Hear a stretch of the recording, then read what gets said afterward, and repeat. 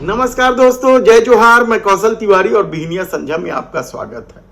लोकसभा चुनाव में भारतीय जनता पार्टी अपने दम पर सरकार नहीं बना सकी और इसकी एक बड़ी वजह मानी जा रही है उत्तर प्रदेश और महाराष्ट्र।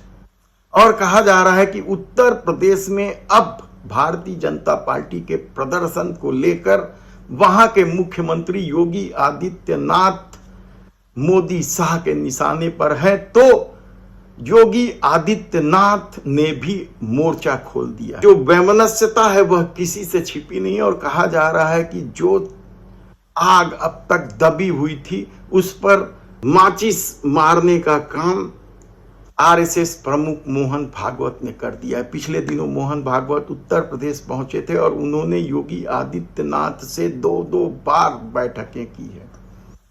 तो क्या उत्तर प्रदेश में जो स्थिति बनी है, जो खराब प्रदर्शन हुए हैं, उसके लिए योगी आदित्यनाथ दोषी हैं या फिर अमित शाह ने जो मनमाने ढंग से टिकट बांटा है वह दोषी है? कहना बेहद कठिन है, क्योंकि ये भारतीय जनता पार्टी की अंदरूनी राजनीति है और जब तक कोई खुलकर ना कहे तब तक यह समझना बेहद मुश्किल है। तब राजनीति के जानकारों का कहना है कि आने वाले दिनों में योगी और मोदी के बीच लड़ाई खुलकर सामने आ जाएगी, क्योंकि इस लड़ाई को कोई और नहीं, क्या मोहन भागवत हवा दे रहे हैं। सवाल कई तरह के। विवाद की शुरुआत तो उस दिन से शुरू हो गई थी जब योगी आदित्यनाथ के ऊपर दो उप मुख्यमंत्री बैठाए गए थे और वे ऐसे उप मुख्यमंत्री हैं जो योगी आदित्यनाथ की परवाह नहीं करते हैं, उनकी नहीं सुनते हैं, अपनी चलाते हैं।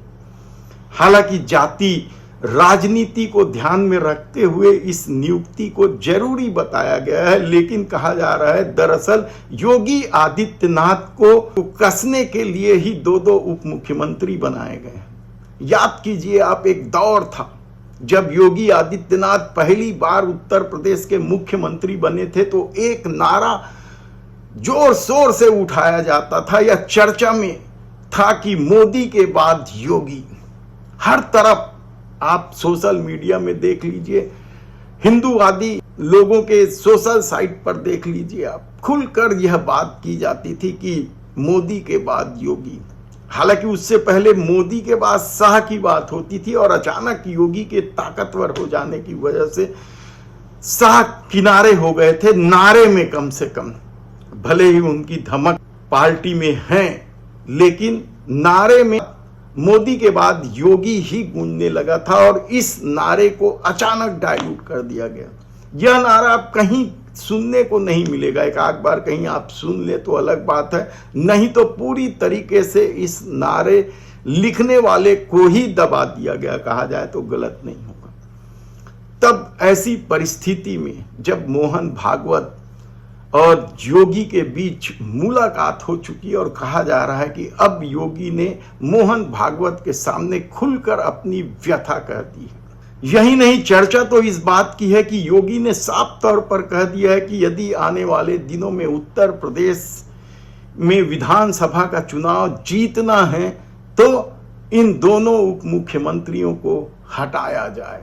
यानी अब योगी खुलकर सामने आ गए, वह किसी भी तरह के बंधन बर्दाश्त करने को तैयार नहीं है। और लोकसभा चुनाव में तो यहां तक कहा जाता है कि पिछला विधानसभा चुनाव के दौरान ही आखिरी समय में नरेंद्र मोदी की गारंटी हटा दी गई थी और योगी के बुलडोजर चला दिए गए थे, इसलिए सत्ता में वापसी हो पाई थी।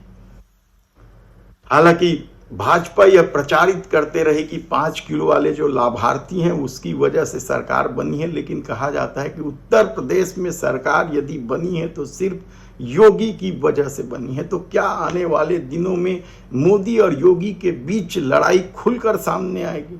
क्योंकि अब मोदी कमजोर भी हो गए हैं, गठबंधन की सरकार के नेता हैं और आप हैरान हो जाएंगे कि जो बात लोकसभा चुनाव के पहले की जाती थी, मोदी की सरकार, मोदी की गारंटी, अब सब कुछ भारतीय जनता पार्टी और हिंदूवादी संगठन भूल गए हैं और एनडीए की सरकार, एनडीए की गारंटी पर उतर आए हैं। तो क्या आने वाले दिनों में योगी आदित्यनाथ कोई बड़ा कदम उठाएंगे?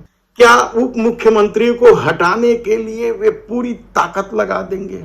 क्या मोहन भागवत अब योगी की बात सुन समझकर मोदी सत्ता पर दबाव डालेगी कि अब योगी के अनुसार ही उत्तर प्रदेश को चलने दिया जाए?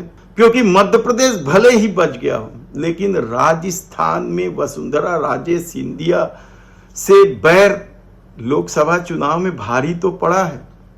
तब ऐसी परिस्थिति में जब योगी और मोदी के बीच लड़ाई तेज हो गई है, तो अब देखना होगा कि जो सवाल उठ रहे हैं दोनों उप मुख्यमंत्रियों के हटा देने का, क्या वह संभव हो पाएगा या कोई और राजनीति खेली जाएगी? जिस तरीके से योगी के विरोध के बाद भी राजभर को पार्टी में लाया गया था, क्या उसी तरीके से योगी को अब भी कमजोर करने का सिलसिला खुलकर चलेगा?